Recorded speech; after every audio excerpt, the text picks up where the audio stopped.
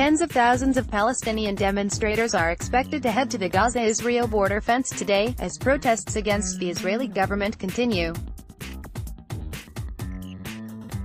Numbers are expected to swell as residents of the Gaza Strip mark the first day of Eid al-Fitr, the end of the month-long Ramadan fast.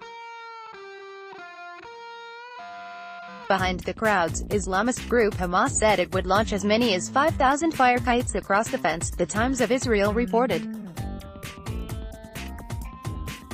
Israeli emergency services have battled numerous fires started by Gazan kites on balloons since a new round of anti-Israel protests began on March 30, in which at least 120 Palestinians were killed by Israeli troops. Demonstrators launched kites, dangling coal embers or burning rags and carrying flammable material, in order to damage land in southern Israel.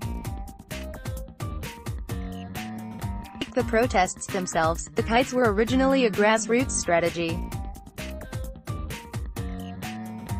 Hamas has since co-opted the method and created its own kite unit. Though no one has been hurt by the fire kites, about 6,000 acres of fields and nature reserves have been burned, to the cost of some $2.5 million. The Israeli government said about 600 kites had been sent across the border since March 30, of which 200 reached Israel. Hamas claimed its kites could travel as far as 25 miles into Israel, and said Israelis close to the fence would live under a siege of kites. Israel's Prime Minister Benjamin Netanyahu said that tax funds collected on behalf of the Palestinian Authority (PA) would be used to compensate the victims of the fire kites. Critics questioned this policy, as the kites are coming from areas controlled by Hamas rather than the PA. With the two factions currently at odds, such a move will not likely diminish the number of launches. Gazans have been calling for the right of refugees to return to the lands they left or were forced from upon the creation of Israel in 1948. Hamas also demands an easing of the strict Israeli-Egyptian blockade on the coastal enclave, which has been in place since 2007.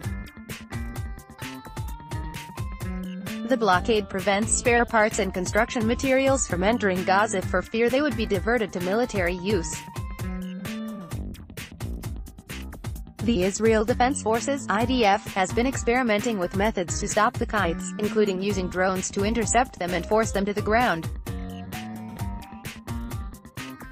Though the drones do not have a 100% success rate, the IDF said the method is working.